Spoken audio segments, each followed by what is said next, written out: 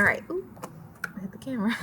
I'm going to be reading chapters 19 and 20 for you today. Make sure you're practicing your visualizing, and then when I'm done reading, see if you can quickly come up in your head with like a 2 to 3 sentence summary. Remember our somebody wanted but so then method.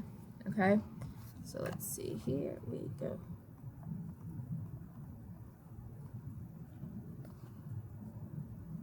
Chapter 19. In the morning, me and Winn Dixie went down to sweep the pet store, and I took a litmus lozenge for Otis. "Is it Halloween?" Otis asked when I handed him the candy. "No," I said. "Why?" "Well, you're giving me candy."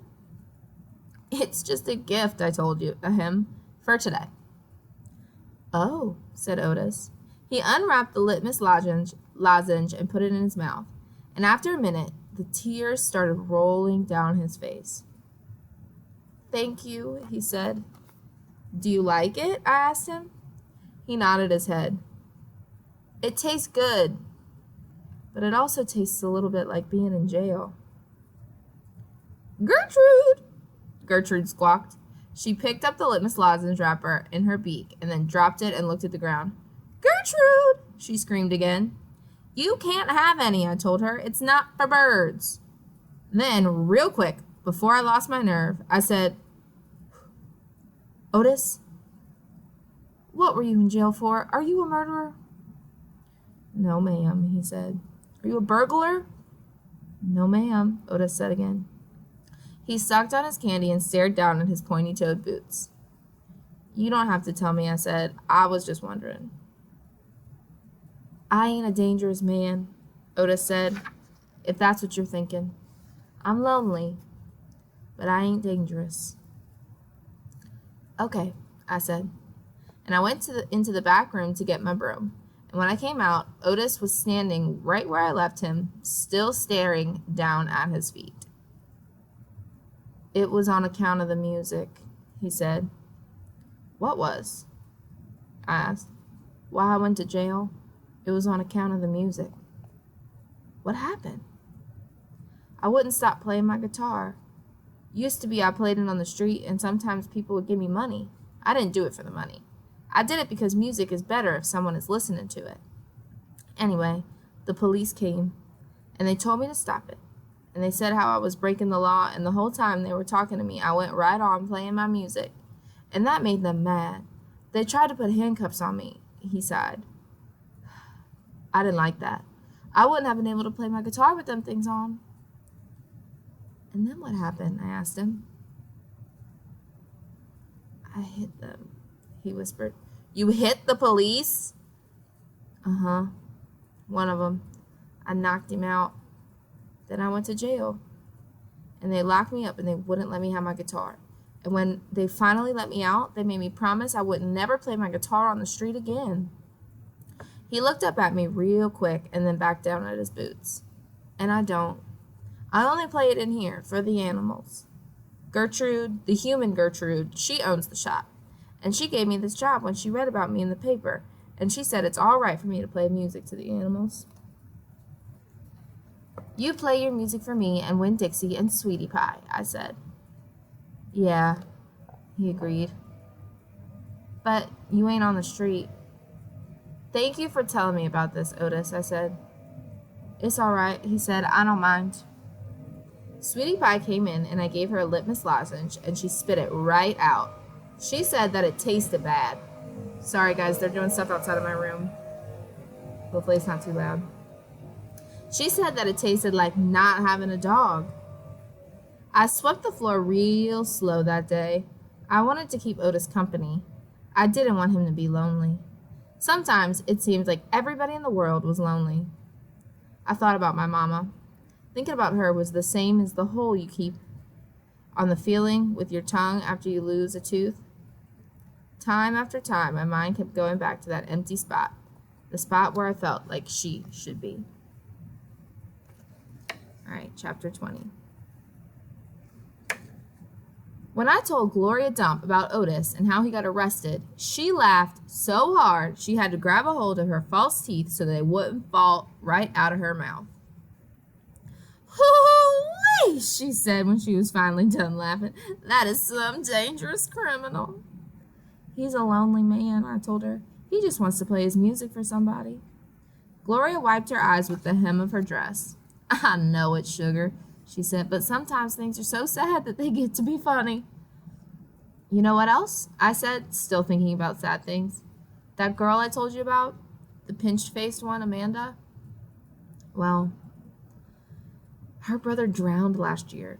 He was only 5 years old, the same age as Sweetie Pie Thomas. Gloria stopped smiling. She nodded her head. I remember hearing about that, she said. I remember hearing about that little drowned boy. That's why Amanda is so pinched-faced, I said. She misses her brother. Most likely, Gloria agreed. Do you think everybody misses somebody? Like I miss my mama? Said Gloria. She closed her eyes. I believe sometimes that the whole world has an aching heart. I couldn't stand to think about sad things that couldn't be helped anymore. So I said, do you want to hear some more Gone with the Wind? Yes, indeed, said Gloria. I've been looking forward to it all day. Let's see what Miss Scarlett is up to now. I opened up Gone with the Wind and started to read, but the whole time I was thinking about Otis, worrying about him not being allowed to play his guitar for people. In the book, Scarlett was looking forward to going to a big barbecue where there was going to be music and food. That's how I got the idea. That's what we need to do, I said, and I slammed the book shut. Winn-Dixie's head shot up from underneath Gloria's hair, and he looked around all nervous-like. Huh? Said Gloria Dump. Have a party, I told her. We need to have a party. And invite Miss Franny Block and the preacher and Otis can play his guitar for everybody. Sweetie Pie can come too. She listens to his music good. We who? Said Gloria. We, me and you. We can make some food and have the party right here in your yard. Said Gloria Dump. We can make peanut butter sandwiches and cut them up in triangles and make them look fancy. Lord, said Gloria Dump. I don't know if the whole world likes peanut butter as much as you and me and this dog. Okay then, I said. We can make egg salad sandwiches. Adults like those. You know how to make egg salad? No, ma'am, I said. I don't have a mama around to teach me things like that. But I bet you know. I bet you could teach me. Please? Maybe, said Gloria Dump, and she put her hand on Winn-Dixie's head. She smiled at me, and I knew she was telling me yes. Thank you, I said. I went over and hugged her. I squeezed her hard. Winn-Dixie wagged his tail and tried to get in between the two of us. He couldn't stand being left out of anything. It's going to be the best party ever, I told Gloria. You got to make me one promise, though, Gloria said. All right, I told her. You got to invite them Dewberry boys. Dunlap and Stevie? Ain't going to be no party unless you invite them. I have to. Yes, said Gloria Dump. You promise me. I promise, I said. I didn't like the idea, but I promised. I started inviting people right away. I asked the preacher first. Daddy, I said. Opal, the preacher said back. Daddy, me and Winn-Dixie and Gloria Dump are having a party. Well, said the preacher, that's nice. You have a good time. Daddy, I said, I'm telling you because you're invited. Oh, said the preacher. He rubbed his nose. I see. Can you come? I asked him. He sighed. I don't see why not. Miss Franny Block took to the idea right away. A party, she said, and she clapped her hands together. Yes, ma'am, I told her. It will be kind of like the barbecue at 12 Oaks and Gone with the Wind. Only it's not going to be as many people, and we're going to serve egg salad sandwiches instead of barbecue. That sounds lovely, Miss Franny said, and she pointed at the back of the library and whispered, Maybe you should ask Amanda, too. She probably won't want to come, I said. She doesn't like me very much. Ask her and see what she says, Miss Franny whispered. So I walked to the back of the library and I asked Amanda Wilkinson in my best manners voice to please come to my party. And she looked all around all nervous and stuff. A party? she said. Yes, I said, and I would sure like it if you could come. She stared at me with her mouth open. Okay, she said after a minute. I mean, yes, thank you. I would love to. And just like I promised Gloria, I asked the Dewberry boys. I ain't going to no party at a witch's house, Stevie said. Dunlap knocked Stevie with his elbow. We'll come, he said. We will not, said Stevie. That witch might cook us up in her big old witch's pot. I don't care if you come or not, I told them. I'm just asking because I promised that I would. We'll be there, said Dunlap, and he nodded at me and smiled. Sweetie Pie was very excited when I invited her.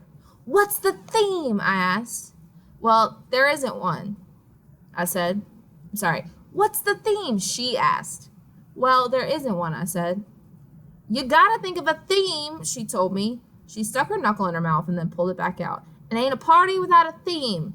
Is this dog coming? She asked, and she wrapped her arms around Winn Dixie and squeezed him so hard that his eyes almost popped out of his head.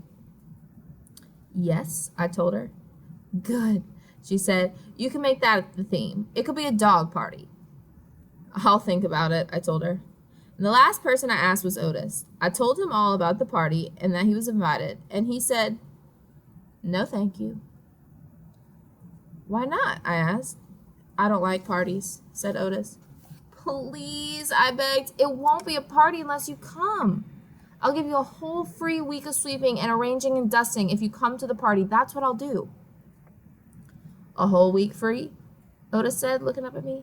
Yes, sir, I told him. But I don't have to talk to people, right? No, sir, I said. You don't. But bring your guitar. Maybe you could play us some music. Maybe, said Otis. He looked down at his boots again real quick, trying to hide his smile. Thank you, I told him. Thank you for deciding to come.